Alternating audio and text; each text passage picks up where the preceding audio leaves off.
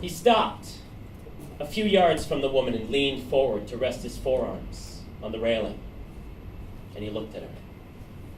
She did not acknowledge him. Hey, you gonna jump? He asked, but no response. He fumbled in his pants pocket to pull out a quarter. He held it out for her, but she didn't bother to look. He flipped it far out, away from the bridge. It turned over and over and over for a long time before it hit the water with a tiny spunk. Damn, he said. The woman did not move, frozen in place on the outside of the railing. One hand grasped on the top of the structure behind her, the other clutched to a small purse. She gripped the purse close to her side like she was carrying a football. Her ragged breath puffed out against the cold night air, the red cloth on her coat looking too thin for this weather. But she fit neatly on that small ledge, her heels tight against the balustrade, her toes protruding just slightly over the deep void. Black pumps, nice to match her red coat, a ponytail held tightly together with a black ribbon. She was chic, but desperate. You know, it's a long drop, he said, needlessly.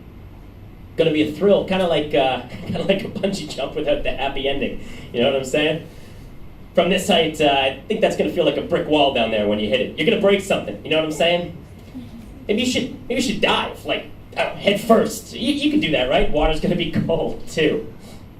Leave me alone, she replied, turning her head to look at him. Hey, don't get mad at me. I ain't making you jump. I just stopped to watch. Go away. He smiled at her. Hey lady, it's a free bridge, all right? You can jump, I can watch. She turned back to her impersonation of a well-dressed statue. Hey, can I ask you a question? She didn't turn her head this time. I don't want to talk to you right now. I just got one question. I don't want to talk about it, she replied. That wasn't my question. She spoke into the thin, cold air. Then what is your question? If you're going to jump, do you need that purse? She looked down at the purse in her arm, surprised. She'd forgotten it was even there. It was slim and elongated, black, to match her other accessories. I didn't realize I was still holding it, she said. She turned her head, gave it an angry stare. But why do you ask? He smiled again. Well, just wondering, you got any money in it? Like credit cards, something? She was angry. I'm jumping off this bridge, and you're mugging me? To this, he was offended. I'm not trying to mug you, for Christ's sake. I'm panhandling. Look, the second you step off this bridge, you don't need that purse, right? I could use any money in there, all right? You're just going to get it all wet and just ruin it, all right? If you have a couple credit cards, something I could use them a couple times tonight, maybe tomorrow, before anyone realizes what's going on. It's not like you're going to worry about them in a few minutes anyways, right? Go to hell. She turned back to stare at the cold water. He looked down too. You know, you might make it there before I do. Hell, I mean. What followed that was a long, angry silence. He leaned in again. Listen, I'll make you a deal. If you have a cell phone or an ID or something, like something in that person, I'll call. I'll call whoever you want, either tonight or tomorrow, and I'll tell them that you took the plunge. Good deal? She scooted a little further away from him, gripping the purse even tighter. If you're that hard up for money, why don't you jump off this bridge? Listen, lady, I'm not hard up, all right? I'm just not stupid, okay? Plus, I'm afraid of heights, and I hate cold water. She sighed. If I give you some money, will you just leave me alone? What the hell are you hanging on that purse for anyways, all right? You think you need ID to get into heaven? You think they're going to card you at the gate? Come on, lady. How about this for a deal? You give me the purse, and I'll give you a push, huh? Is that good? And you don't have to stand here all night freezing your damn ass off.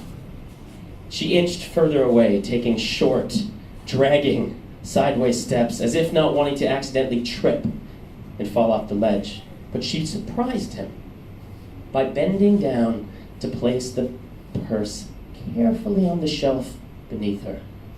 She rose back up. "Come and get it, if you really want it that bad."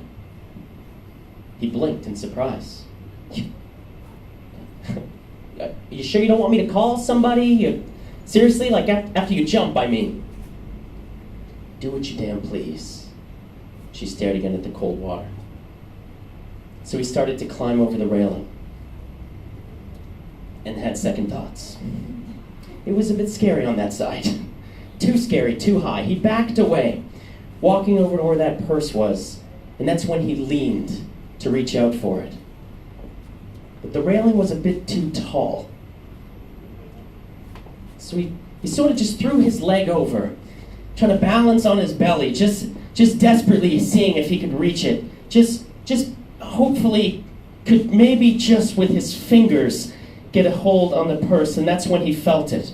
Her hands on his collar, pushing him, guiding him. He scrambled for a better foothold, tried to grab onto her with his free hand, but she was too strong and too fast. She yanked him right out into the void, into the night air. He tumbled over and over and over for a long time, and he smacked the hold. Cold, hard water. The woman stood and watched until there was no trace of him. The water again smooth and dark. Then she bent over and picked up that purse, clutching it in her hand. Bastard. She hiked up her thin red coat and skirt to climb on back over that railing and to the safety of the bridge, adding, "Well, at least he made me feel better." Thank you.